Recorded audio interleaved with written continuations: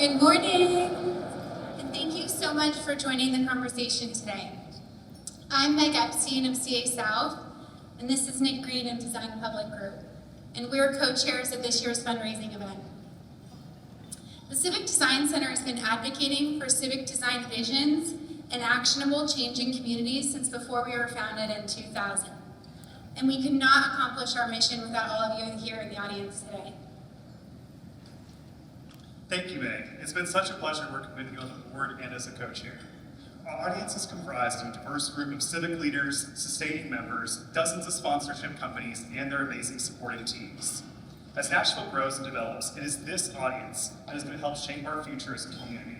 Together, we have the opportunity to open our minds and reframe the housing conversation that is the most important conversation and topic facing our community today. But first, we must start out with our gratitude. We are proud to see more organizations aligning with our mission, especially those that demonstrate industry diversity and an overall commitment to making Nashville livable. Thank you to Mars Pet Care, our presenting sponsor for 2023.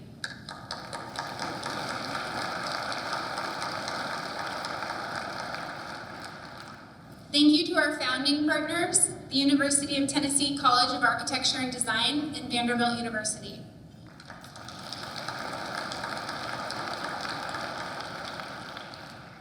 Thank you to our program sponsors, Amazon, Belmont University, Omar College of Architecture and Design, Core Development Services, Gary Music Productions, Global Furniture Group, and Sandra Shatton Foundation.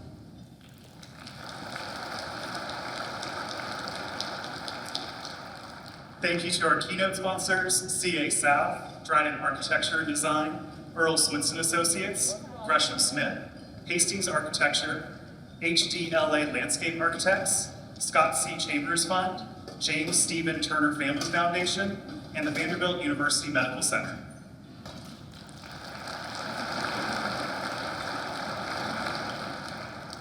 Now, all of our cornerstone and voussoir sponsors are displayed on the screen above and on our website. Let's show our appreciation for their support.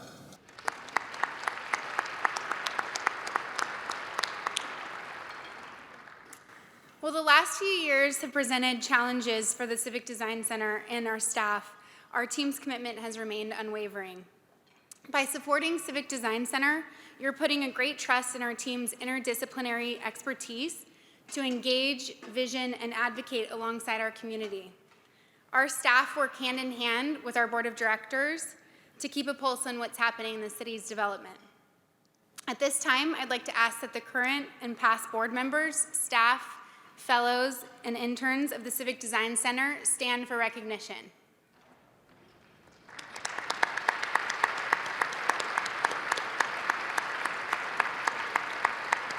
Thank you all for your time, expertise, and service. We appreciate you so much.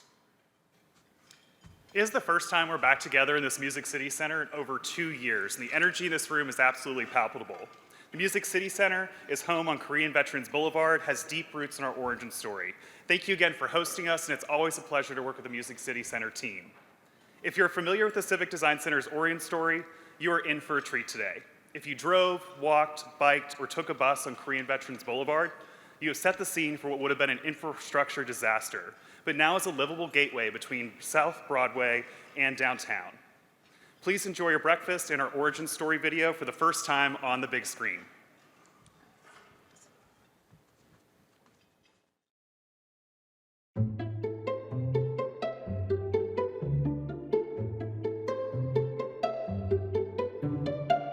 Because of citizens and grassroots, the Design Center exists. But I don't know whether it would have happened without the Franklin Street Corridor. That was such a big topic. It just took off. Phil Bredesen became mayor in, I think, 91. And he really wanted to do something about downtown. So he decided to build this arena, and he built it right on Broadway. So the planning department and public works department started thinking, oh my God, we have to do something about all this traffic. So suddenly there was this plan to put a 6-lane highway along Franklin Street, which was a few blocks south of Broadway. When I heard about that, it just intuitively felt wrong.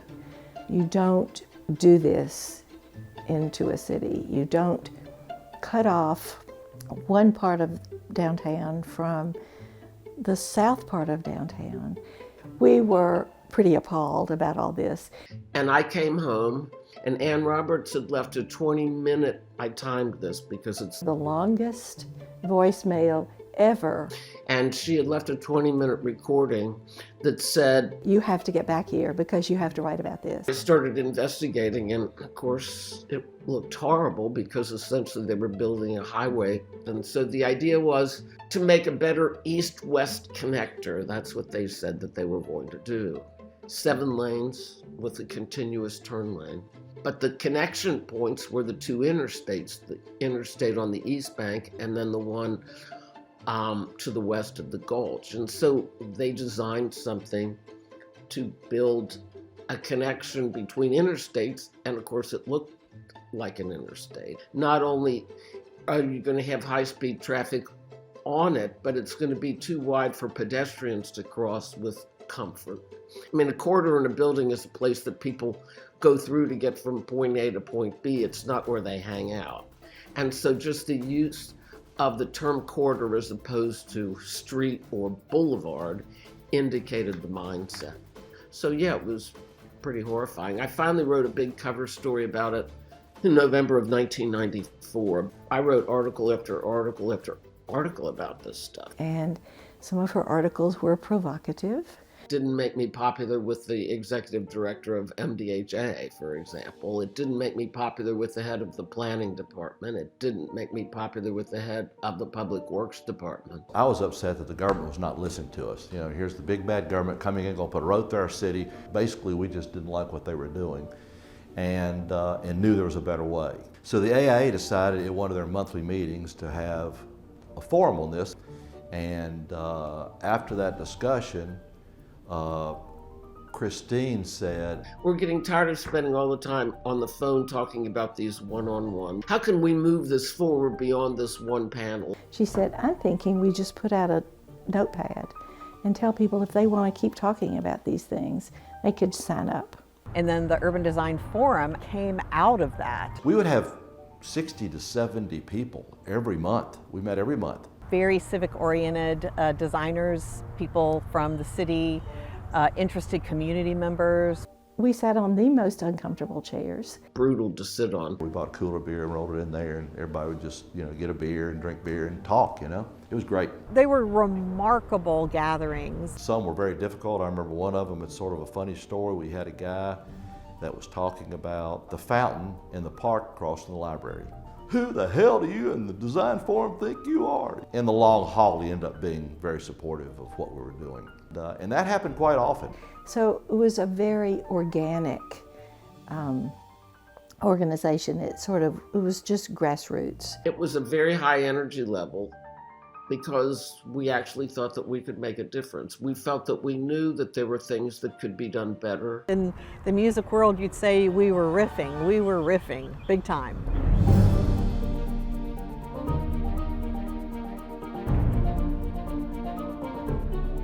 Corridor was the overwhelmingly most important topic, but it bled off into a lot of other things. I got another call from a state official. He was mad. He was mad that we were messing with the interstates. That's federal, it's none of your business. Stay off my damn interstates. I remember that so well. We needed to be having conversation about the built environment in a way that we were not. What we found is that we didn't really have the appropriate language to argue with them and make our point. Somebody said, we should have a class. There needs to be an educational piece to all of this. So we decided to have a class.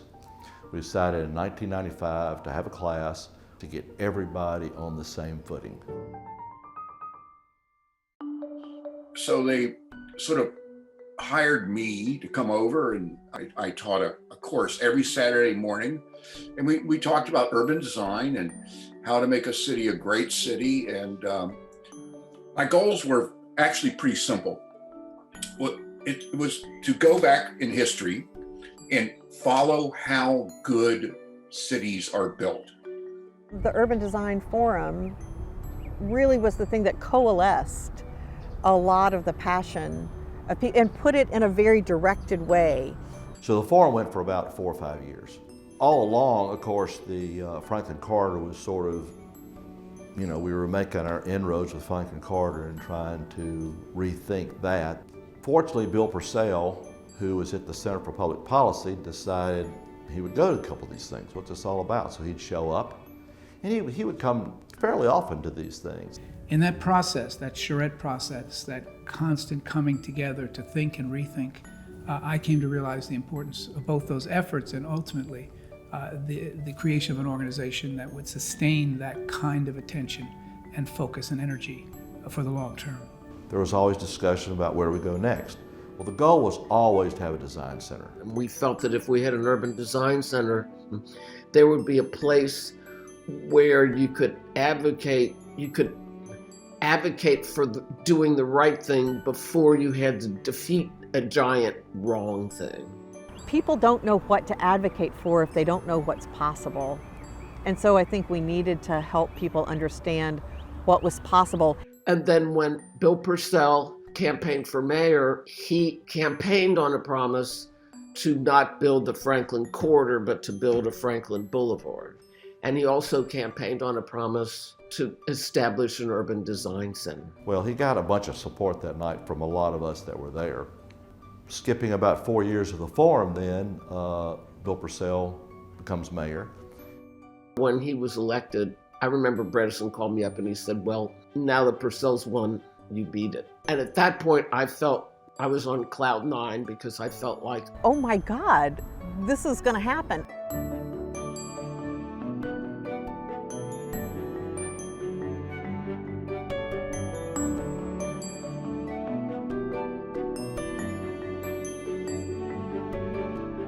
Interestingly, the fight over the corridor actually brought attention to the potential that Sobro had. It was a catalyst. It was something that inspired us to do more than that. Bill Purcell was very neighborhood oriented, really involved the neighborhoods. So he comes into office, calls Kim Hawkins and says, This is what I want you to do. We need to get a design center up and running. and off we went. It was really important, I think, to all of us, and to me, at the very forefront, that if we were going to make a design center that really did work for the broader community, then we needed to be able to represent the broader community. And so I think it was imperative that our board and that our structure and that our engagement really included all. The point in time when it came into its entirety as an organization was the creation of the Plan of Nashville. On October 7th, 2004, the Nashville Civic Design Center introduced the Plan of Nashville, a comprehensive community-supported vision for Nashville's downtown and surrounding urban neighborhoods. Some 800 Nashvillians participated in the process that created the plan, joining in a series of 47 community workshops and describing in imaginative detail how they wanted their city to look and work in the future. Plan of Nashville is a 50-year vision for the city. So it was meant to look big picture and long haul at how the built environment of Nashville should evolve. There was a huge community involvement process that took about 2 years.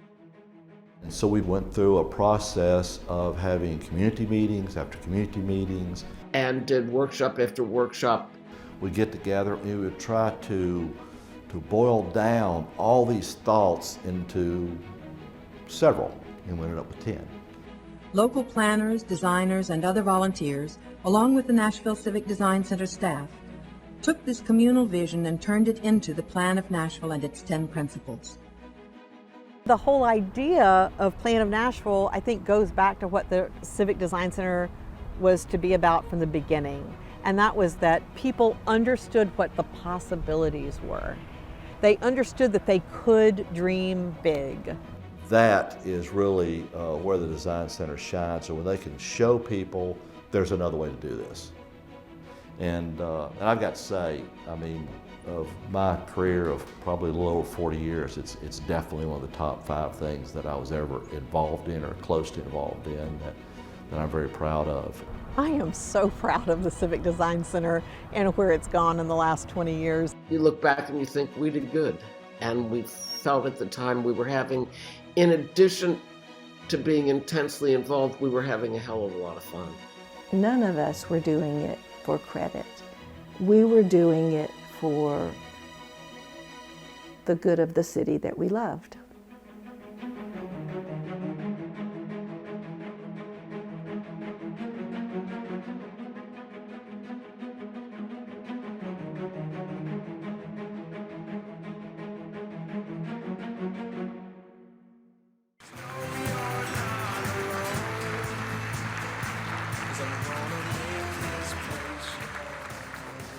Good morning.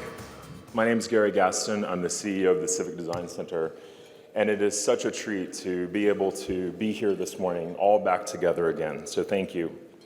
We owe so much to those who have supported the work of the Civic Design Center throughout our 22 years. And whether you are part of our founding of our organization or it is your first time to attend an event, we thank you. Our role today is just as important as it was the day that we opened our doors. Community engagement is at the bedrock of our mission, but some decisions are still being made without the voices of the people. Broadway Bridge is the most recent example of a process that didn't fully engage and respond to community members' vision for a walkable, bikeable, transit-friendly gateway into the busiest pedestrian area of our city.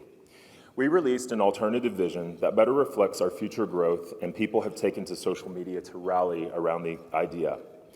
However, we need to remember whether or not we can change the design of this state road, we do know that the collaboration has the power to lead to amazing design results.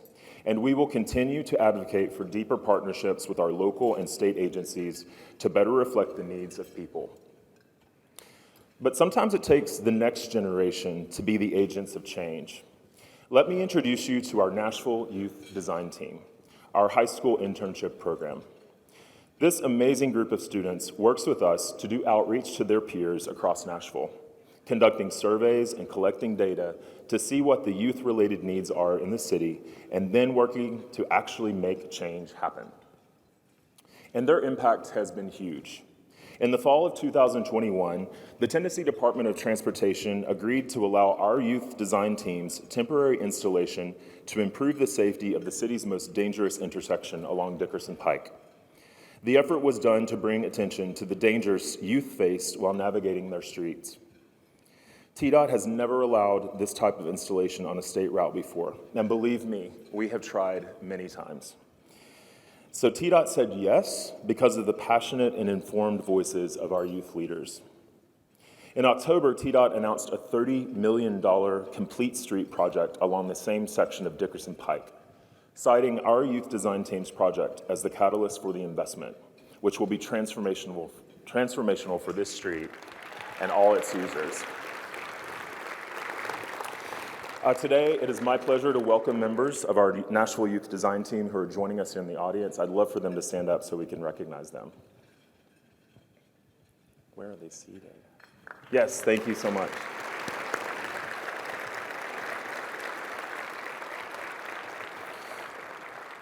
The work we did along Dickerson Pike was the perfect example of tactical urbanism, which is a low-cost and quick method of testing transformative infrastructure design solutions that can inspire permanent improvements later to come. Our tactical urbanism group is called Turbo, and throughout the last 8 years, we have installed more than 30 projects across Nashville, responding to community members' desires to create and reclaim public spaces to benefit their neighborhoods.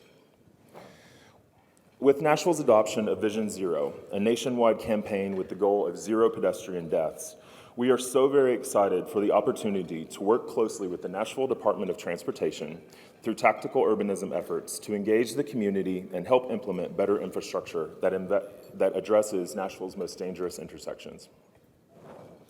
And in case you haven't noticed, the theme of our program today is reframing the housing conversation.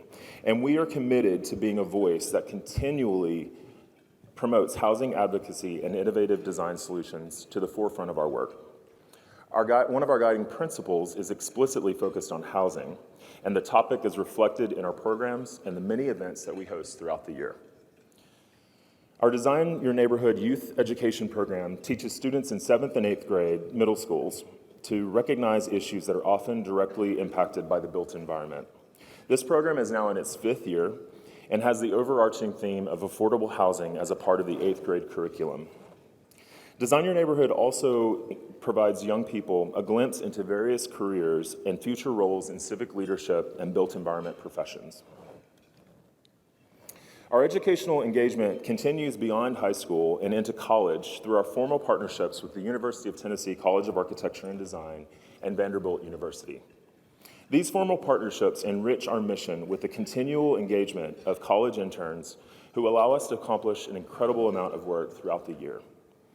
I also want to recognize Nashville's other esteemed institutions who are represented here today: Tennessee State University, Meharry Medical College, and Belmont University's O'Moore College of Architecture and Design.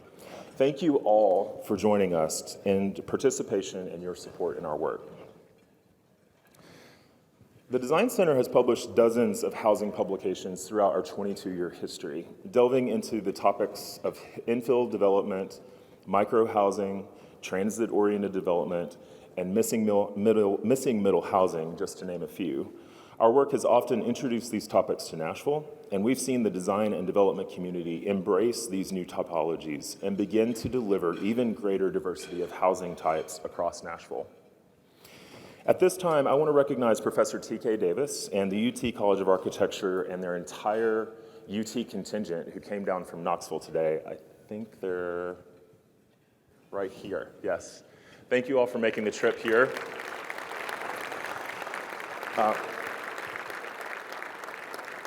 TK has worked hand in hand with us at the Design Center in partnership with the Greater Nashville Regional Council to work on these innovative studies that focus on land use and transportation planning, and the Middle Tennessee region has benefited tremendously through this partnership.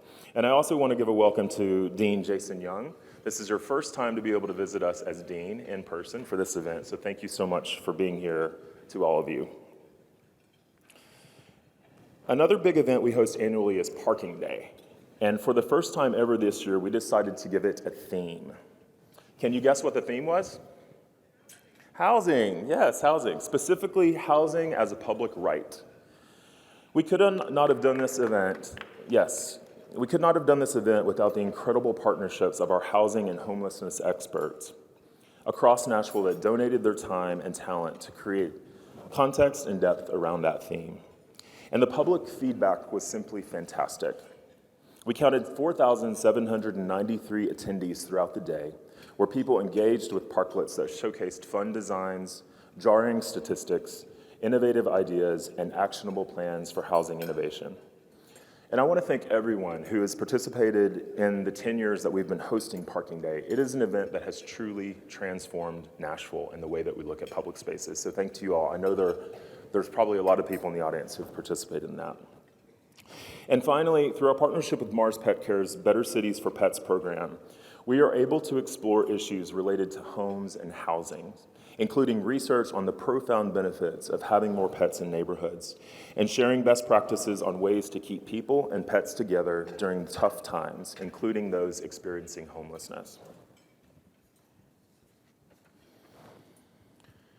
In closing, the Civic Design Center's visionary Plan of Nashville was released at this event 18 years ago. And in fact, for many years, we called this event Living the Plan of Nashville.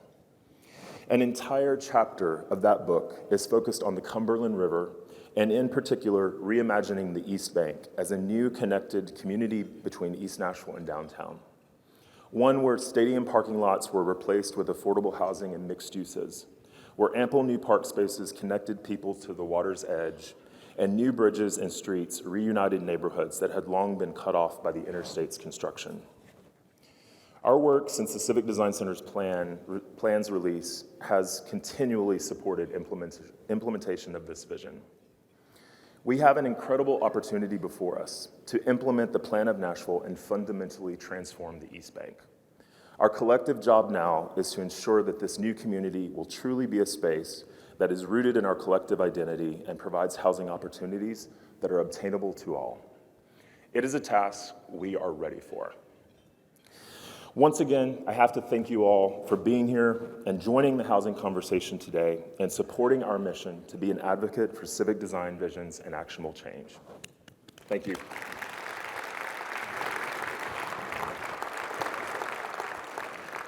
And now it is my pleasure to welcome to the stage our mayor, the Honorable John Cooper, to share a message.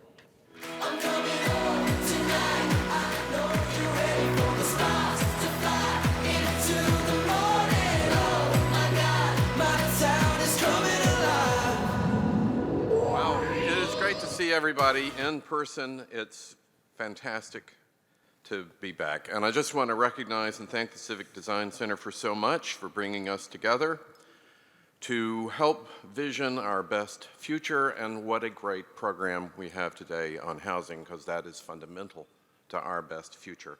I want to recognize our great council partners, if they would stand, and if I've missed anybody, please also stand. Councilman Withers, Allen, O'Connell, Sledge, and Van Reese, thank you for all of your hard work for our city. If you would stand for a moment, and let's give them a round of applause.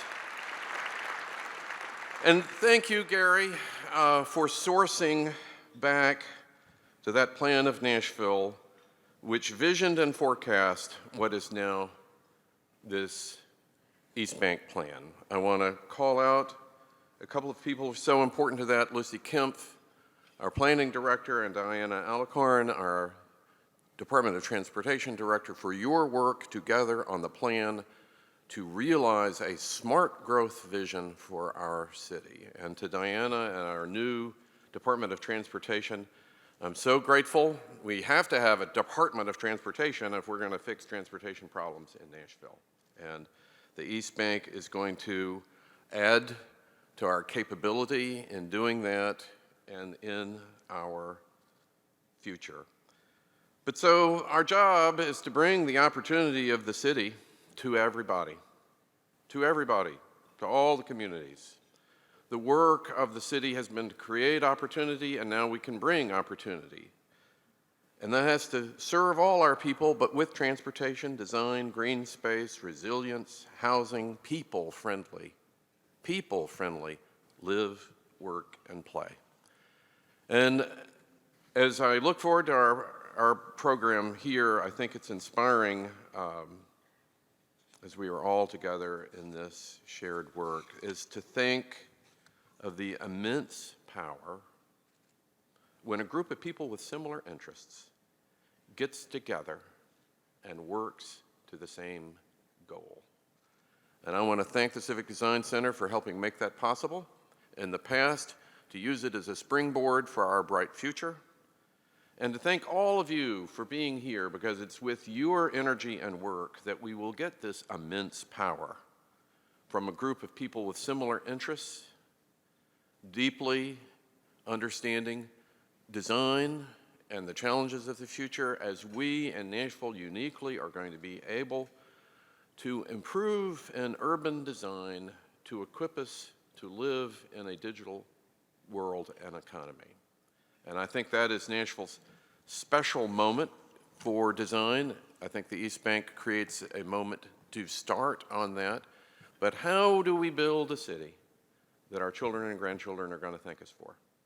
And I'm grateful to all of you for participating in that work. I'm grateful to this most deeply engaged public undertaking on the East Bank plan. I think it's the most deeply engaged public discussion that we've had in years in Nashville, and to its successful launch. Thank you all, and what a great program we have today. Thank you, Gary. I'm coming home tonight. I know you're ready for the stars to fly into the morning. Oh my God. Thank you so much, Mayor Cooper. Many of you probably have heard "Not in My Backyard," commonly referred to as NIMBY. Today we are opening the discussion that supports the movement of YIMBY, which is yes in my backyard. I'm thrilled today to welcome our keynote speaker, Ernest Brown. Ernest is currently the board chair of the YIMBY Action, a national network of local groups that advocate for abundant, affordable housing and inclusive, sustainable communities across the United States. And he's here to tell more about himself and share the YIMBY Action story. Please help me give a big Nashville welcome to Ernest Brown.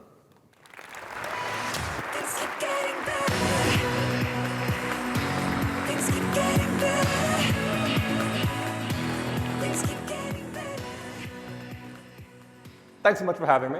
Really enjoying Nashville so far. Haven't had any hot chicken, but I had a really good drive around town and enjoying my time here. So, Gary didn't introduce me because my story kind of starts with my story. There we go. Try it one more time. Can we change the slide? There we go. So it starts with me. That's me. You've seen my face before. This is DeKalb County. This is where I'm from. You might have heard about it during the 2020 election cycle. We were like the very slow at counting ballots, which wound up mattering for the presidential election. Super exciting. But I spent most of my life here growing up. Like much of the South, it's a fairly segregated place. You can guess where I grew up. And my first issue was really schools, and because I grew up in a segregated school system, had no white classmates till college, and wasn't really thinking much about housing as I was growing up. But that's how I learned like civic engagement. How to go to a school board meeting and make a point about how different policies should be different, how they affect my siblings, differently they affect people in other parts of the county. So that's where I learned civic engagement. And I bring that up because that's what's most important here. The issue of housing is what we're going to talk about, but the process of civic engagement is what I think is a solution and what we're going to spend some time on today. So I grew up in DeKalb County. I moved to the Bay Area and I take a nonprofit job because I'm not very smart, not good at math, don't do that. But when that happens, my rent doubles from what I've been paying to live in a pretty nice neighborhood in kind of central Atlanta. And I'm like, what is going on? Oakland is nice, but it's not that nice. And I began kind of asking around, talking to friends. It's a frequent topic at happy hours, like how much are you paying for rent? How little are you getting in return for that rent? And it's just a constant conversation amongst people in their 20s and 30s in the Bay Area. So much so, let's try the next slide, that these two women go and found a movement. They start going to planning commission meetings, sort of asking around, why isn't there enough housing? If you're going to create all these jobs, have Silicon Valley be sort of creating wealth on an unimaginable level in terms of human history, why aren't there houses for all these workers that we're intentionally bringing into the region to do cool stuff? And in their estimation, at least part of the problem is we have a bad way of connecting, do we want to grow our economy to do we want to grow our housing stock? So we're growing the jobs in Silicon Valley, but we're growing the housing in Central California. And so people are having to do super commuting in over 90 minutes each way to get to high-paying, well-paying jobs in the kind of the heart of Silicon Valley. And that's like kind of the core of the problem. So these women, Laura and Sonia, you can actually hear more about them on NPR's Planet Money podcast about the founding of the movement. But they began seeing this and trying to figure out, what do we, often younger people, do about this problem? How do we get engaged to get solutions that work for us out of these systems? There we go, now we got it. And so what they kind of realized is what kind of I'm showing you here, is that there's actually already broad support for building more housing. This is a particular question, we'll see some more surveys later, but if you ask people, even in Nashville, nationally in Atlanta, they're actually on board with the idea of adding more housing in their communities. But that's not who we hear from often at public comment things. We're going to talk about opposition, both here and in the panel, but that opposition tends not to be representative of the broader community perspective about how should we add housing to our communities. So what do we do kind of with that dissonance? That's not to say opposition is all frivolous and should never be heard out, but how do we understand that most people, most of the time, are actually on board with adding housing in their communities? And how does our policy reflect that? So, in building this movement, this YIMBY movement, what are we trying to accomplish here? A few simple things. We want vibrant, thriving cities, and again, in the Bay Area context, on the jobs front, firing all cylinders, but because there wasn't enough housing, a lot of those support services, there were teachers who were homeless. The mayor of Oakland's favorite teacher for her children was sleeping on a couch because she couldn't afford to live in the city where she taught. So just housing is an underpinning for having true vibrance, not simply on the strict economic size. Homes for different kinds of families. That shows up in a lot of different ways. I learned a stat recently. Almost 80% of American households are just one or two people because people are having children later, people are living longer after kids are at the house. So how do we get out of the mindset of the only way to live is a single family home. My parents think this way, so they constantly wonder, how do I live in a condo? But how do we get out of that way of thinking about what a family needs to have a safe and affordable home? So this idea of a ladder to the middle class. Housing for most families is sort of their single largest asset, but as it gets increasingly out of reach, as rents go up beyond what they can afford, it really undercuts their ability to A, move to opportunity, wherever that may be geographically in the country, but also to get in on the home ownership game in the cities where they've built up. So how do we shift towards that vision, and how do we build a politics that can support making occasionally hard decisions to achieve that vision? So what the YIMBY movement does with this thing is we realize part of this is we have to have leaders in office who will see a plan like the plan of Nashville, or the Bay Area's had many, many plans, but will actually enact the hard parts of it that requires to accept some amount of change to get where we say that vision requires us to go. So this is just a small smattering of the elected officials that we've helped win because they articulated that vision, they share it with us, and they promised to fight for it. I'll point out the woman at the top left, yes for you, Buffy Wicks. I knocked on 1,000 doors for her. I got my friends to knock on a total of 10,000 doors for her. And when she won her election, we were one of the first who she called to say thank you and ask, how can I deliver on the promises I made when I was running for state assembly? And that process of building not just the ideas part, but also the political will part is what we think we've kind of uniquely built here at YIMBY Action. And in building that, we've gone from sort of winning races in sort of city councils and county commissions and state assemblies to kind of truly becoming a national movement. So just a smattering of the places we've grown to across the country as we sort of built this idea that sort of if your community is facing some of the pressures that the Bay Area faces, where you're adding jobs faster than you're adding housing, you're going to see this increasing in the cost of housing. So how do you get lay citizens who may not work in design or building or industry, but they understand that if there's not housing for the folks who want to live in their community, they're going to have a problem. More and more people are kind of getting on board with that idea, and we're seeing more and more legislative pushes across the country. I do want to put California in it's a very weird place if you haven't been there. What this chart is showing is that at different levels of income, is there supply-demand balance for different levels of income households. And what the California graph is showing is that it is very difficult to earn your way out of a housing shortage in California, because even middle-income households, so making $100,000, which is a lot of money, there's still not enough homes affordable to people at even that high of an income. They've so underbuilt for so many decades that they're in a very deep hole. And that's at a statewide level. If you looked at the hottest parts of the economy, this would be even more difficult. Tennessee and Georgia looks the same. There's still this time where you can sort of ideally earn your way out of it. So there is this sort of income housing question. But I'll show you another slide. As you let the problem fester, you get closer and closer to where California is, where earning your way out is more difficult. Just on sources, this is the National Low-Income Housing Coalition produces this data on an annual basis. So one way of thinking about California as a place, another way is like a place in time. Now this chart from the Federal Reserve Bank of Atlanta is showing, well, can the typical family afford the typical home? And this is at the metro level. So I've got Atlanta and Nashville. Atlanta on the left, Nashville on the right. Very similar story. And what we're seeing here is, again, being from Atlanta, our whole thing is we're affordable. We're a place to come and sort of grow whatever business you're doing, build your family, whatever the case may be, much more affordable than your New York, your DCs, your San Franciscos. And Nashville has had a similar attractiveness according to this data. But partially because of the recent spike in home prices we've seen, partially because of interest rates, there's a lot of things going on. But we've entered, can I go back a slide? We've entered a new dynamic where the typical family can't afford the typical home. And so it's sort of inverting our former notions of like, who is affected by this housing affordability issue? It's creeping up the ladder to the point where the stat for Nashville says the typical family will be spending 50% of their income on a mortgage given today's home prices and interest rates. So this is going from being a problem of people who are struggling economically or may not have high-paying roles to sort of if the typical person is facing that, that means almost half of our metro is facing some sort of housing crunch. So how do we get half of people to feel like they have a stake, and are we adding housing at a clip that'll sort of bring those prices down and make it more attainable for people? That's the shift that I think more and more places are unfortunately seeing, but how do you learn from what the Bay Area's learned the hard way and how to meet that challenge and not let it fester for decades? There we go. So how do you try to get more people to understand that housing is important? So at YIMBY Action, we suggest you kind of have like a three-pronged approach to things. Or there's three ways people tend to come to the issue. Number one, and I'll double click on this one, is equity.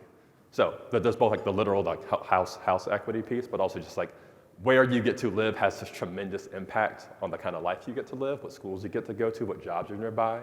And the racial disparities in who owns homes in this country is so large. That's often people's kind of first way of thinking about why is this issue so important and what do we do about it. A second is the sort of the classic economy angle. Look, if workers are spending too much of their money on rent, they can't spend it on other necessities, they have to live further away from work, they'll be late to work. This is just a kind of a classic sort of the economy can't run if our people can't find a safe and affordable place to live near where they work, near where they go to school. The last is the environment. We've actually seen more and more environmental organizations, even the National Sierra Club, understanding we can't meet our climate change goals, our carbon emissions goals, if we're having a sprawled way of building our cities. That if we can't create housing in proximity to jobs, in proximity to schools and things like that, we're going to set ourselves on a path where there's no chance of hitting our climate goals. So this is just three kind of typified paths we tend to see. How do you get people from different perspectives to arrive at a common understanding of we need to be building more housing, particularly in places where people are trying to live?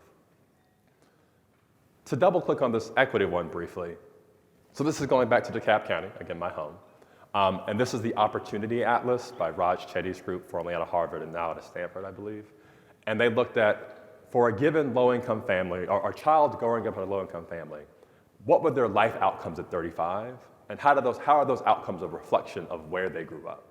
So this is in the same time, same county. And the north part of the county, we have a north-south divide going on in Atlanta. In the northern half of the county, a low-income child has a reasonably good chance of making it into moderate or even high income, but a much lower chance in the southern part of the county. So again, as we think about this housing issue, a house in South DeKalb and a house in North DeKalb aren't just different. They might be the same bricks and sticks, but they're getting you access to a totally different basket of schools, of job opportunities, of transportation, of grocery stores, and all those things are so important to families. And so how are we thinking about, are we adding housing at the same clip in the north side of the county as we're adding in the south? I'll just say, having grown up there, the South DeKalb was boomtown when I was growing up because land was cheap. But it was cheap because it didn't have those amenities they had in the north. And families like mine it wasn't as easy to access the north, even though that's where the opportunities were. So how are we inserting that piece of it into the housing conversation to get a different level of excitement out of people who do appreciate this issue? So I hinted at this point before, and I just want to make it again because it's really, really important. People who think more housing is good are the majority, and we should act like it, and we should expect our leaders to act like it. The chart on the left there is showing just sort of unaided, are you okay with building more homes, apartments, condos, townhomes in your neighborhood? You have a slim majority for that.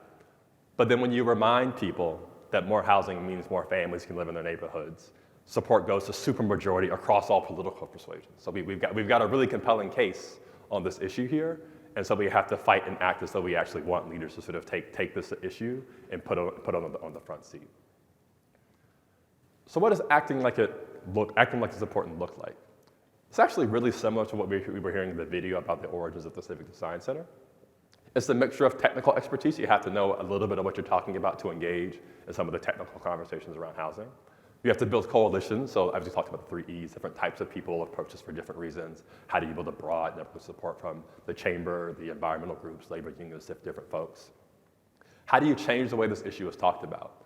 Again, that chart I showed you earlier about this is no longer the problem of folks who are struggling economically. Even people who are doing fine on their top line income are now likely to face housing challenges. Has that been absorbed into the bloodstream of who we're talking about building housing for and how broad this problem is, and that it's no longer a narrow issue? And most importantly, in our framework, you have to organize people. You have to have those Saturday morning meetings and know where are they talking about this and how do I show up there and how do I make sure that they know that there's a basket of citizens that is demanding change in this. And some of that does result on the left side, you're looking at changing who our elected leaders are, changing legislation, changing the way that this issue is actually lived out because we built the community of support that's needed to do hard things in our democracy. So, if any of this sounds interesting, the good news is you now have a YIMBY action group here in Nashville, Housing Now Nashville. So I really hope that folks who think that this is an important and worthwhile fight will get plugged in with them. I think they've got a website getting set up. Please go to the QR code and sign up for emails from them. I'm really looking forward to seeing how this housing movement, as it moves away from being this West Coast centric phenomenon to like lots more Southeastern cities are seeing this, how we can reshape the narrative about how this issue impacts so many Americans and what we can do uniquely here in the South to solve it. So thank y'all so much. Like when I close my eyes and don't even care if anyone sees me dancing like I can.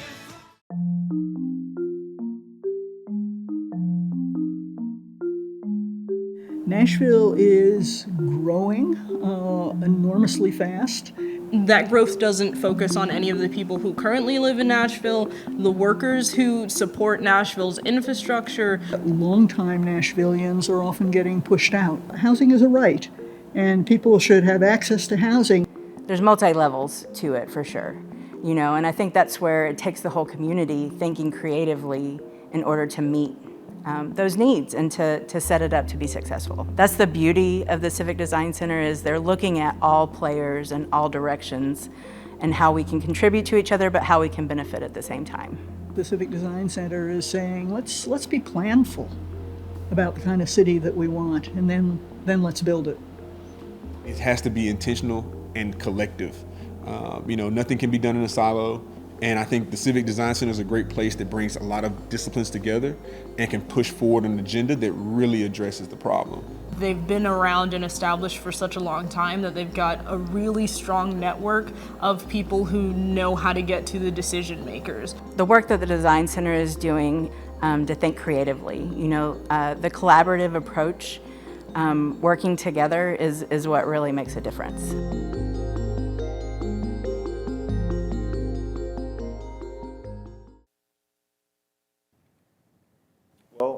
Welcome to our backyard.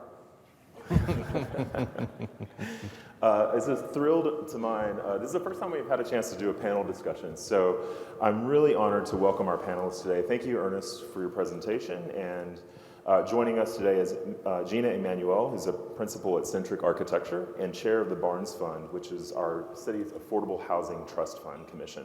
And Colby Sledge is a two-term Metro Council member whose service has included 6 years on the Barnes Fund's Housing Trust Fund Commission as well.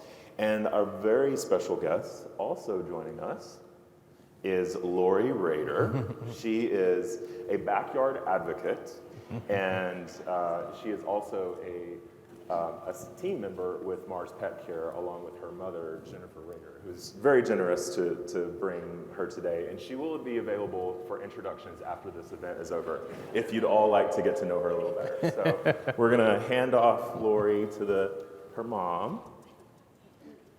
Thank you. It's always nice to have a pet in the audience. So I want to frame our conversation before we get started with just a few headlines, and you can see these above us. But this just charts Nashville's story that we've all experienced if you've been here for 10 years or more. Our amazing growth that we've experienced as a city that's attracted people from all across the country and around the world, and how that growth has led to a lot of economic prosperity, but also we're experiencing rising housing costs that are now doing a lot of the things exactly that Ernest described in his talk.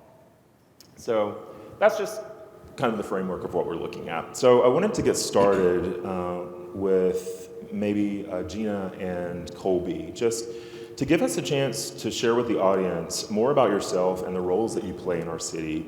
And from where you sit, what do you think are some of the biggest challenges Nashville is facing in regards to housing? Sure. So as you said, Gary, I'm an architect, and I've been serving as the chair of our Housing Trust Fund Commission until this past Tuesday. So I'm now the vice chair. But in the work that I do as an architect, it's a lot of master planning, it's a lot of early feasibility studies. So in turn, we find ourselves at a whole bunch of community meetings. And so I hear a lot of the things that people are feeling about the city, and I think it's super helpful. So I hear a lot of what people feel are challenges, and then, you know, going to all the different neighborhoods, you can really see what's happening citywide. And, you know, Colby and I have talked about a few of these things when we were on the Barnes Fund together. But I think one of the biggest challenges that people have, I think, is perception. What is the perception that's out there? You know, it's like well, if we just gave more money to the Barnes Fund, this solution would be done. We don't have to do anything else. And I think, what I try to say to people, if there was one silver bullet solution, I don't think we'd all be sitting up here. We'd be listening to whoever had that silver bullet solution, and we'd be doing it. But I think it's a series of things that need to happen. It's not any one thing. It's just how can you sort of work together. So the perception of letting people understand that we've got to look at multiple ways to attack the issue. And then the other issue is just, the vision of what neighborhoods can be. We were talking a little bit about that earlier. I live in a house that's 102 years old. That neighborhood once used to be someone's pastoral country estate. It is no longer that. It's one of the inner-town neighborhoods. And, I'd like to say that house was built in 1921. It's 2023. I think we should be looking at neighborhoods differently than we were in the early 1920s. And it's going to take a lot for us to sort of train our brains to think why we love these neighborhoods, what's a way that they can evolve with us over the past 100 years. Yeah. So as mentioned, I'm a District 17 council member. District 17, for those of you who don't know, is just south of downtown and encompasses neighborhoods like Wedgwood Houston, Chestnut Hill, 12 South, the city of Berry Hill. So we're seeing tremendous housing growth. And I think the biggest challenge that we kind of face as a city right now is that we're going to have to push ourselves to go harder. Sometimes it feels like we have all these growth and development pressures, but the reality is we have to do even more. I think about that movie, Everything Everywhere All at Once. That's our housing policy. Basically, we've got to do everything everywhere all at once. And so in thinking about that and having those tough conversations with communities that may not think about housing in that way, right? They may not think from an abundance mentality. They may think from the word we all talk about a lot, which is character, right? And think about, well, what does that really mean? How do we unpack that? We've had some of those tough conversations in the past, but there are a lot more in our immediate future, and we just have to be prepared for that. Great. Thank you for sharing that. Ernest, you've been a part of housing movements in both San Francisco and Atlanta. As you said, two very different cities and different locations. Are there strategies and success stories that, from your experiences, that you think Nashville could learn from? Maybe from perspectives from both of those different places?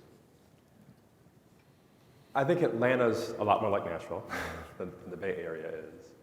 And I think what's been really interesting in Atlanta, I was talking to Gina about this earlier, is creating space for smaller scale developers to be more front and center in the conversation.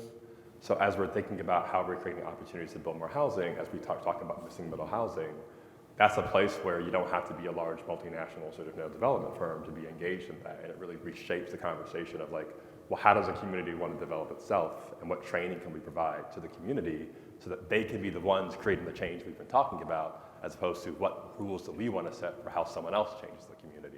So I think that's probably one of the best lessons I would take from the Atlanta experience. From the Bay Area experience, I think it's how do you stick to it?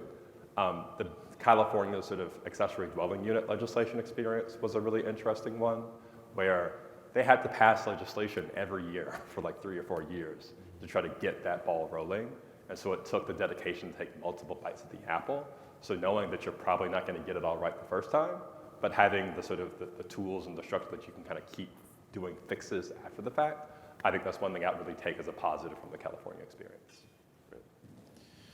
Better civic design puts people first, and increasingly people want to have close access to safe and walkable streets, a variety of transportation options, access to jobs and places to shop, parks and open spaces, healthy food, places to play with kids and pets, and housing that is obtainable.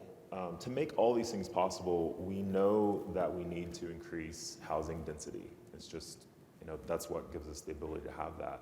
So Colby and Gina, I'm curious if you could share, I know you've seen this scenario play out. Mm-hmm.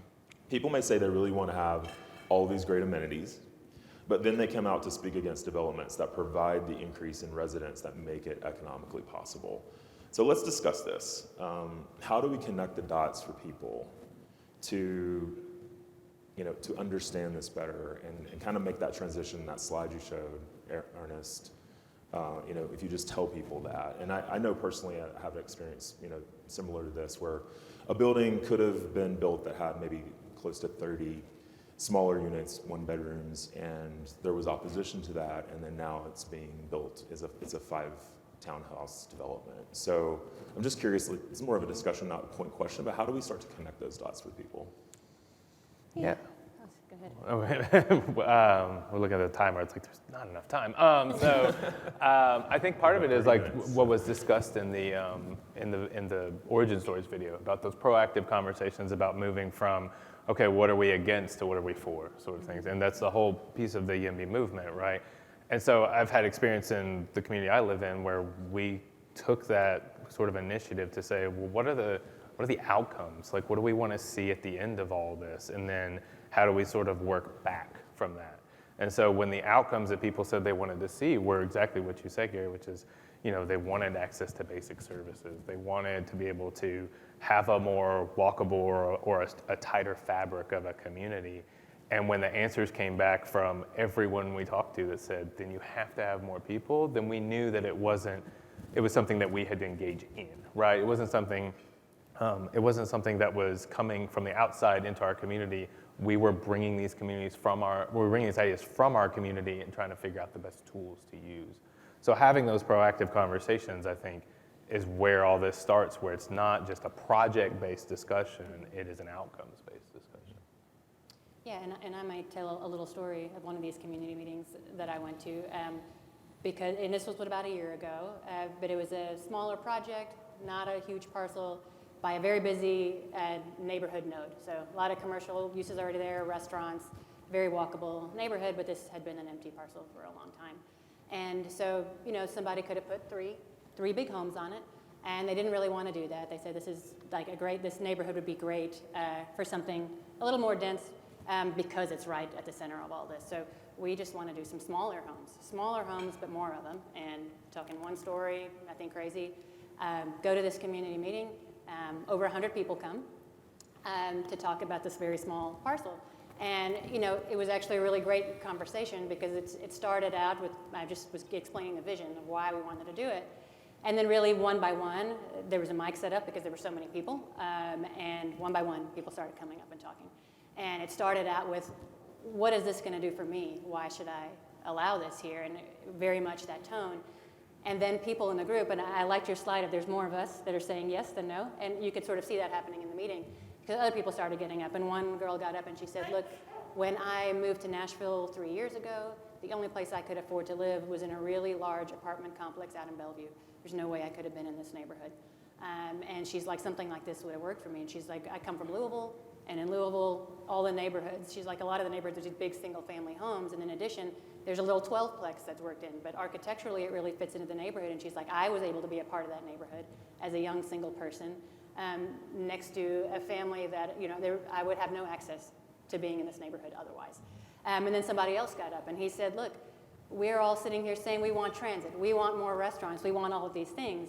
Well, if we go put 2 houses on the parcel closest to the commercial center, we're never going to get those things. So it was almost like a self-correction. And so, you know, I think it's a little bit of, you know, getting more of the yes people to get up and speak. And, you know, I think it was a really rich discussion. And, you know, we were there for almost 3 hours until they finally said, we have to lock up the school, you guys have to go. But I think just having more of those discussions is really helpful for people moving forward. Great. Any addition to that? Growth is inevitable. Bad design is not. How do we ensure that as a city and as neighbors, we are getting the best design and developments that positively impact communities? And is good design, that's the second part of this question, is good design currently accessible to all communities? Gina, you want to start as a designer? We were unfortunately in the New York Times this week for Bland. Nashville made it into the Bland design article. So I was not happy to see that. But I think, you know, there's some really wonderful examples of architecture in Nashville, and there's some examples that I think we could probably all name that we're not that excited about. There's one not very far from my office that I feel like I could probably pick that up and put it anywhere, and it wouldn't matter. It has no tie to Nashville and sort of what's in the surrounding community. And so I think that's, again, it's just a discussion that we all need to be having. And it's great timing. A friendly architecture firm that we work with sometimes, or that we're in partnership with, they published a book in the last week, and I encourage you all to read it. But it says 9 ways to design for people.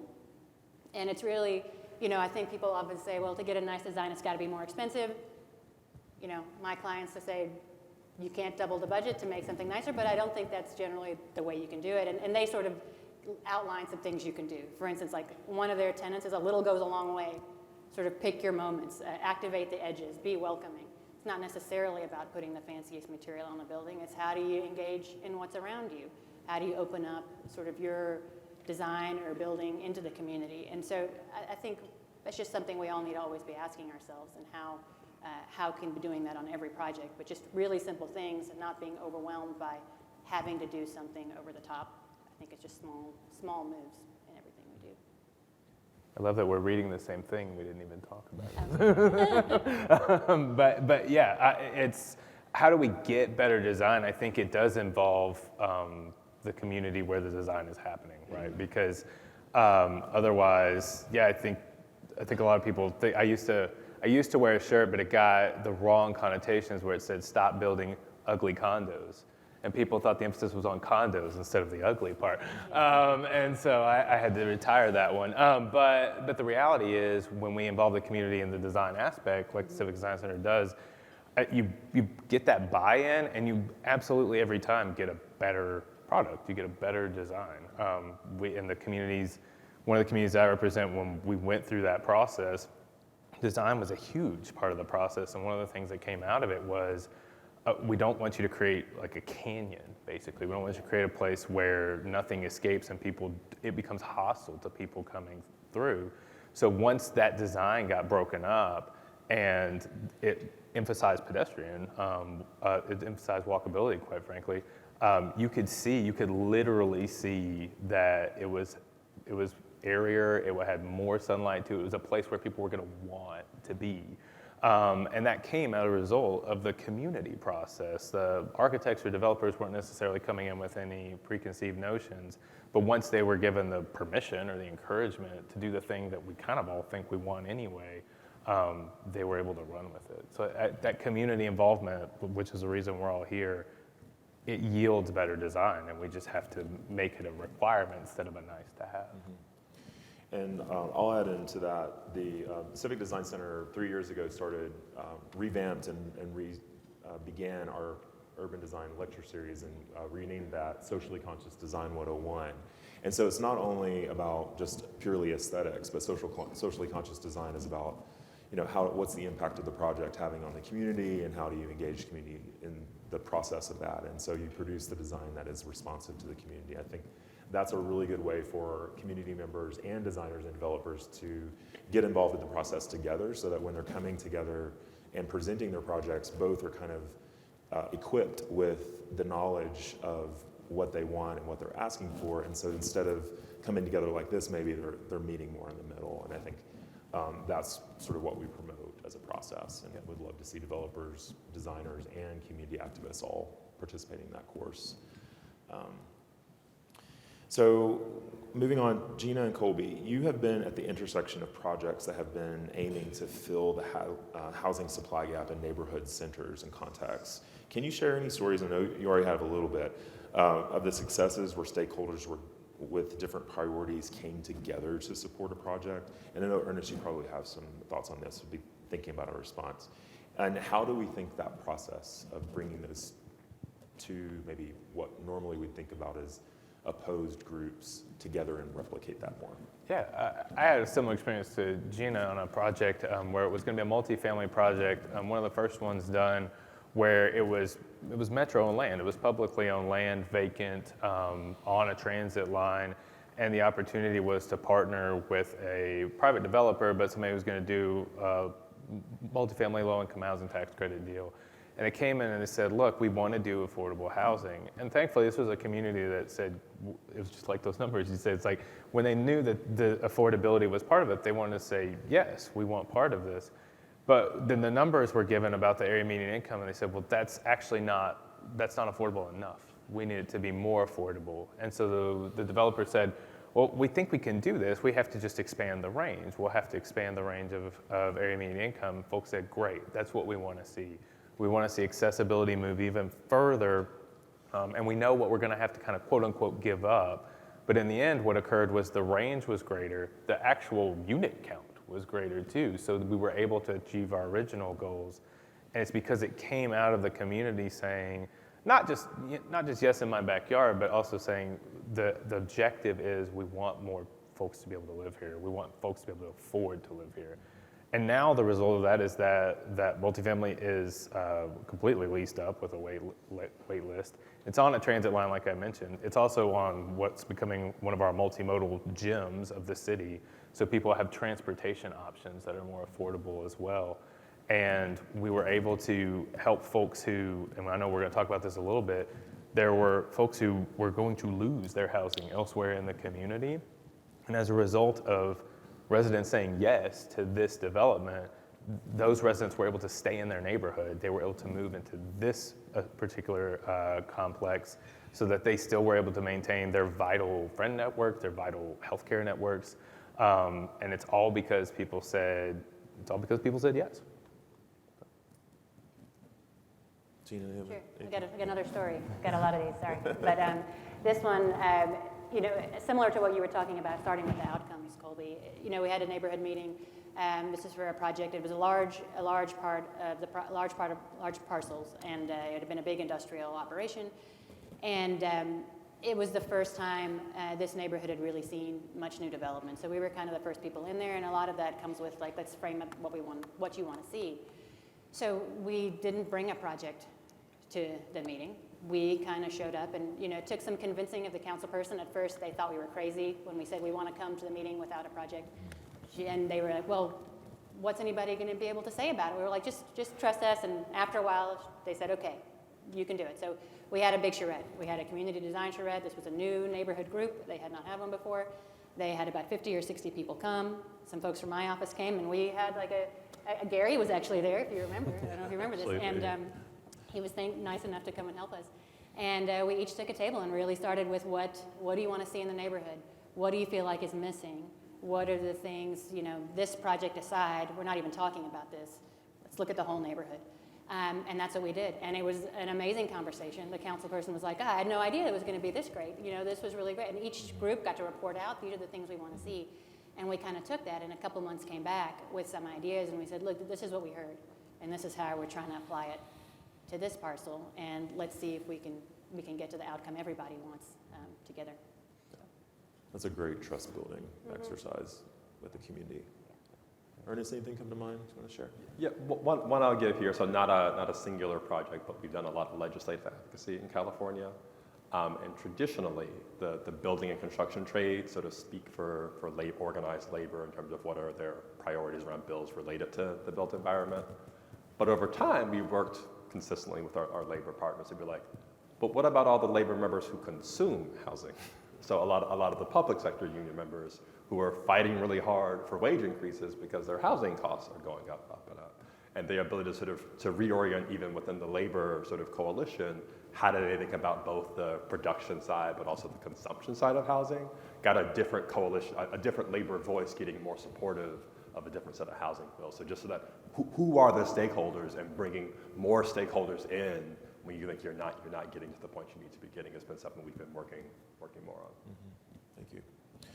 NIMBY is often associated with frustrated neighbors, but sometimes the real barriers lie in outdated city policies. How can we ensure that our city policies like zoning are not hindering the goal of obtaining more housing? So I think it goes back to something I said earlier, which was, I think everywhere when we think about density, right, or if we're thinking about zoning, we think, okay, we might want to make a change here to allow for some level of density that we didn't have previously. Whatever that level is has to be much higher now, because we have got to know what the scope and the scale is of the challenge that we face. We're not going to be creating any new land. And I've started to think policy-wise, from my perspective, is to say, yes, we are a consolidated government, but within our consolidated government is the UZO and the urban zoning overlay. And how are we ensuring that in our urban core that we are creating the density that is absolutely critical to meeting every other goal we have? We've talked about our climate goals, we've talked about our transit and transportation goals. We're not going to create that demand, and we're not going to lessen the demand on our existing infrastructure if we don't say whatever we think we need now, we need more.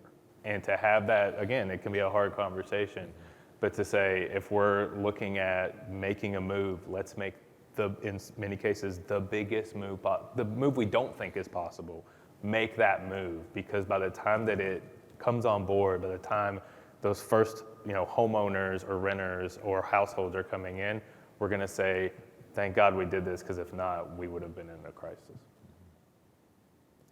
Yeah, and I'd say I think it's no secret that everybody in Nashville is too busy right now. I don't think I've met anybody that is not too busy in whatever their profession is. And I think it's made it hard for us to sort of advance certain things we would like.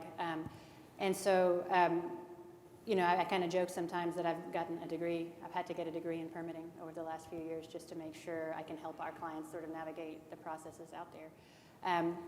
But there's a few things that I think that have been great that we've done. There used to be a provision called a cluster lot provision. For those of you that don't know what that is, it's basically like you have X amount of land. To make this really simple, you have a formula. If you sort of work through this, it will allow you X amount of homes. You don't have to rezone to do that if you meet all of these things. You have to meet all of these things. That was recently changed a little bit, and there's also a new conservation development. But what that did, what was so great, is each time somebody wanted to do something like that, they didn't have to rezone those parcels. They kind of knew, look, if I can work through this and this still makes sense for what I want to do, I've kind of gotten through these processes a lot faster because there's something already there. I don't have to rezone. I don't have to sort of add an extra layer to change something, for these policies that we're talking about. And it is a really fantastic tool. So I think, if there's any ways we can do more things like that, I think it would go a long way because, the reality is there are a lot of people changing policies. There are a lot of people rezoning, and it does take time. And so I think for us, anything we can do to sort of expedite some of those things to help with the housing issues, I think would be really great. Yeah. And I think we should be clear that the YIMBY movement does not mean yes to everything in my backyard, right? So then I think that's where we get into like, how do you get the best possible projects within the constraints and the realities that we have. I think it's also worth noting that, for many years in our city, I think our departments were like shrinking, and there was a lot of, and with the growth of the city, that just put more pressure on staff members and departments. So at least it is very enlightening and great that we're actually expanding these departments now to deal with all of this growth pressure that we're experiencing. I think that's going to be a really positive impact for the city. Colby, you just championed a bill to remove parking minimums in the urban zoning overlay. Most of the land in that area lies in the urban core, which is really close to transit and a lot more amenities. First of all, just tell us, that was a pretty monumental thing to do, so thank you. And could you tell us how this policy you think will open up changes in the housing market? Yeah, absolutely. So that came about, sort of unbeknownst to me, a lot of us in different cities across the country were working on this at exactly the same time. And so it was very beneficial to be able to point to other markets and cities throughout the country that we had all come to the same conclusion, which is we are allocating our resources. We're not doing the most efficient thing we could when it comes to allocating our resources toward housing versus parking. And some of the examples that came out once we were talking with the development community, and before I forget, I think major credit should be given to Lisa Milligan at the planning department because my legislation said basically, let's just eliminate the parking minimums to UZO. We'd already eliminated them on the urban corridors several years prior. The DTC hadn't had it for decades. And Lisa came back and said, why don't we go further? Why don't we not just say we're going to do parking, we're going to take away these parking minimums, but the minimums become the new maximums. And that's where we started to have the real conversation to say, we're going to be real about this. We're going to be real about building in a way that says there are other methods to get to where we need to go. We may say that we're not a transit city, but we are a transit rebound city, unlike most in the country. We have several of our corridors that are already above pre-pandemic levels on service levels. We are changing, the streets are changing right out from under our feet, whether we recognize it or not. And so to say that parking was part of that, and one of the strongest stories that I'd heard was an affordable housing developer who didn't qualify on the corridor piece, had a major project going forward and said, every 2 parking spaces that we have to pay for in a structured parking unit, that's a unit of housing that we're losing. That's a unit of housing. For 2 spaces. For 2 spaces. So we're housing 2 cars instead of 1 household. And I think that made the difference to say that's the reality. We either choose 2 cars or we choose a family. We either choose 2 cars or we choose an affordable unit. And we made the choice that we wanted to choose housing. And that's the choice we have to continue to consciously make, whether it's parking or other policy pieces, to ensure that we're going to get to where we need to be from our housing goals. That's great. And Gina, like, when you think about that, I mean, I'm just curious, what's the jump going to be made to developers understanding that they can do buildings without that parking and then the demand for it? But now that there's a maximum, I think that sort of helps the case and the argument in the design aspect. Yeah, I think it does. I think parking, we always joke that, our design starts with parking because it always affects everything. And so I think it's just an ongoing discussion, and I think this bill that, recently passed has really opened that discussion up quite a bit more. Right. New infill development can be synonymous with the perception of displacement. Tennessee doesn't currently provide any legal protections for tenants, so because of rising rent prices, we know that people are being displaced. Ernest, do you have any stories of successes about how communities have been able to address housing shortages while mitigating displacement? Yeah, again, I'll do one from each coast. So I personally got to see the phenomenon of filtering or trickle-down housing, whatever you want to call it. So I lived in a very expensive 3-bedroom apartment with a couple friends in Oakland. We were paying way too much money. And then I went up, and we were like, I guess we got to pay it. And then it went up again, and we were like, I guess we can't pay that. And so we found a house nearby. But around that time, in the same neighborhood, like a lot of units were coming online, kind of just before the pandemic. And because of that, over the course of 3 years, the rent went up by, I guess, about 15%. And then it actually dropped down to below what we had been paying when I first leased that apartment, because there were other options in the neighborhood, and I knew people in that building who had moved to other buildings that were opening up and were leveraging their power as consumers to sort of have more leverage in the rent conversation. And I think helping people understand those stories is so important. How adding housing supply is a key part of helping tenants stay in place. At the other end, that works in some context. It is things like land trusts or other ways of like preserving affordable housing in the long term.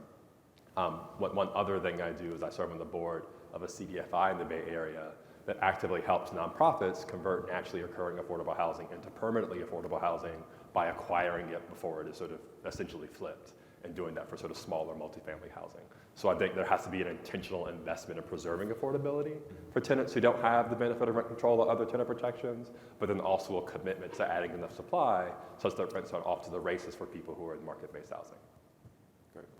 And Colby, you're a council member in the district where the city has its very first community benefits agreement. Could you explain what that is and how that happened and what the benefits are? Yeah, absolutely. So referring to the housing that's taking place around Geodis Park, the MLS stadium at the fairgrounds, as part of the negotiations sort of outside of the legislative piece, Stand Up Nashville, a nonprofit organization here, and Nashville Soccer Holdings Teams Corporation entered into a community benefits agreement that determined kind of uses and different pieces of that mixed-use development. And one of the main pillars of that was affordability. And so Sun and NSH agreed to a certain percentage of affordability within those projects, and a certain percentage of that housing being 3-bedroom housing, being family housing. So right now we have housing that's going up, again, close to transit. I cannot emphasize that enough.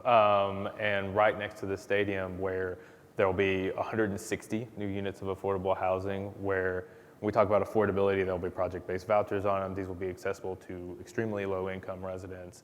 And it's because of the work that was done between a community that went out and gauged the support of the surrounding residents and an entity that was willing to enter into that agreement. In parts, they knew that their payoff would be like they would be able to do that development and have it work with all the other pieces there. Yeah. And we did talk a lot about the East Bank, so we know that that's probably a future project that's coming that will maybe replicate some of these community benefits agreement hopefully so. strategies and continue moving forward. All right, we're down to just a few minutes, so I'm going to toss out our closing question. And I really just want to ask each of you, what do you want the audience to walk away with today? What are the actual steps we can take from here? And maybe we'll go this way and end with Ernest. All right. I think a little bit what I was saying before. I think, like I was saying, we don't want to think about our neighborhoods in the way we did 100 years ago. And, we actually had a proposal I was talking to a few folks at my table with earlier come to us at the Barnes Fund. It was a very different kind of housing model. And I think we actually all were having a hard time with it. We had a hard time supporting it. I don't know if this is the right thing. And we had to stop ourselves and say, look, actually, we asked everybody to do something different. We asked them to try something, and they did. And they brought this to us. And we need to reframe how we're thinking about it and retrain our minds to be open to these other things. And so that's my biggest challenge to everybody. I think we really got to reframe how we look at things, how we look at neighborhoods, and then speak up. I think there are more yeses. I've never been to a community meeting where people were intimidated to speak and then didn't approach me afterwards and say, we really like these ideas. So I think the more you speak up and become a part of the conversation will really make a difference. Yeah. I think about the Barnes Fund, I think about Bill, I think about, we lost a huge housing champion this week in Avi Poster, and I think about he introduced models through our place where we have now models in our neighborhoods and in our districts where folks who are differently abled and folks from Vanderbilt Divinity School come together and experience communities in ways that otherwise neither group would be able to do. Those were Barnes Fund projects that we worked on. And it was because people said yes to something that could have easily been said no to, right? Because there was fear, there was an unwillingness to kind of go out on a limb to say, let's try a new housing model, let's try to do something for a group that's frankly hard to house, that's maybe on the margins of our collective community, and to bring our community inside. That's where we have to center our conversations, I think, going forward. If we're gonna accomplish our goals, we have to center them around our communities, and we think less about the design, or if we see a design that looks a little strange, we think about what community will result from it. And if it's something that we all say, yes, that's something we want to move toward, that we go toward it with abandon. As I kind of said earlier, to me, the most important thing is to speak up about this, and not just after the meeting in private to the person who has a thing that you really like, that you heard the negative comments, and you don't want to disagree with your neighbors. You have to, you can disagree without being disagreeable, be that in person, on online forums, and then how do you help your neighbors raise their voices on this issue as well? So not just the folks in this room who I know are all very plugged in. So ask the folks at Housing Now Nashville. I think Jason and Neil are here. Are y'all here? Yep, they're here in the back. Ask them, what can you do to help this movement get started in Nashville so that more people can raise their voices on this, and so that it's not as hard of a lift to get over the opposition that you'll face doing the right thing. Yeah. And do you have something to announce about an action chapter starting here? Oh, yes. So the last slide I showed in my presentation, Housing Now Nashville, is actually now becoming a chapter of YIMBY Action, so they're getting plugged into all the tools and strategies and tactics we have. So we're really excited to help them sort of grow what they're doing here and impact the housing conversation here in Nashville. Great. Well, thank you all for joining us. I think this was a really great way to literally reframe the conversation and not be a lot of maybe some of the same things we hear about, which goes deep into policy, but really talking about some new material and how everybody in this room and everybody you know can become housing advocates. I would say from our perspective, the Civic Design Center would just love to continue this dialogue with you and have you participate in our events and programs as much as possible. And with that, I'm going to close out and invite our Board President Tifinie Capehart to come to the stage and take us home.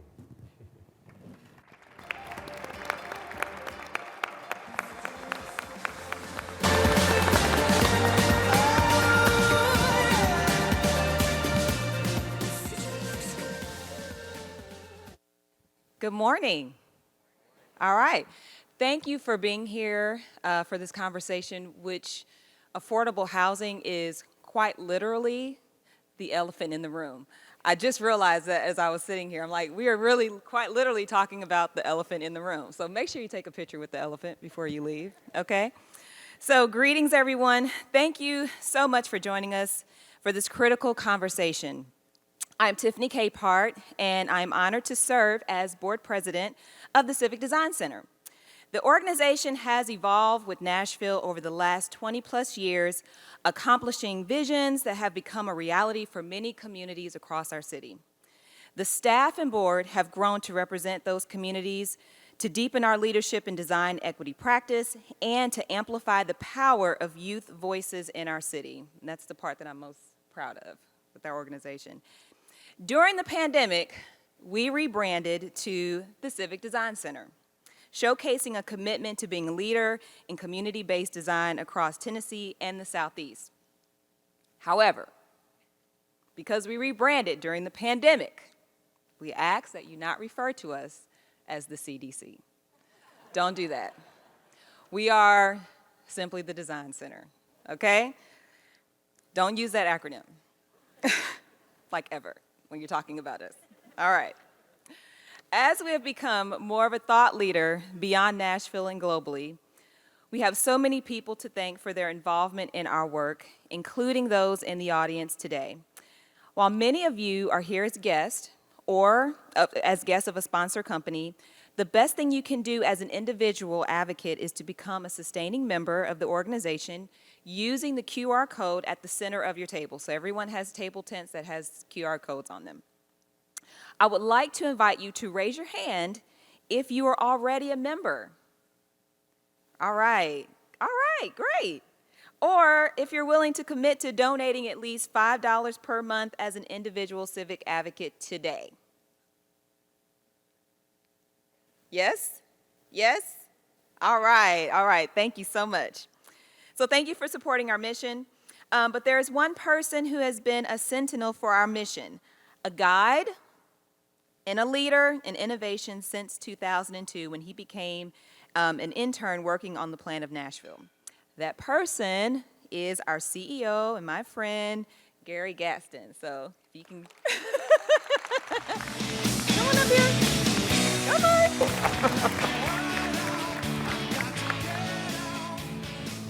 All right, so this is a surprise. I had my own little separate folder of remarks that he knew nothing about. He tried to get me to do a sound check reading this whole thing, and I was like, no, can't do it. The Civic Design Center wants to present you with a gift showcasing 20 years of memories and, of course, an evolution of hairstyles. So thank you so much for your dedication to this organization and your commitment to its purpose of providing the quality of life for all. And so we have this book for you that the staff has put together. It's 20 years of memories with the Civic. Oh, don't cry.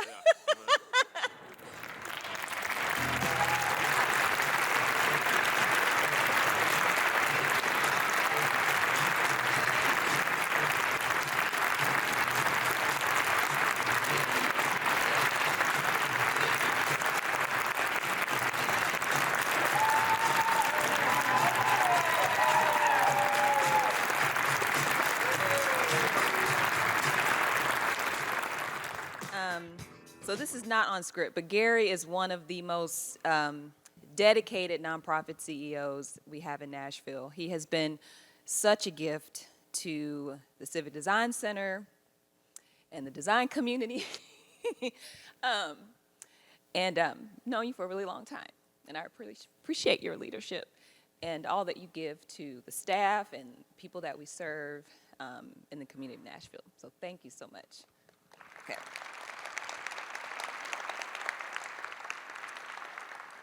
So, as I collect myself, enjoy the next 30 minutes to have a cup of coffee, deepen the conversation with those around you, and when you leave here today, we hope you feel inspired to take action around the very important issue of affordable housing in our city. Thank you guys. Thank you for coming. Thank you for being here in the morning.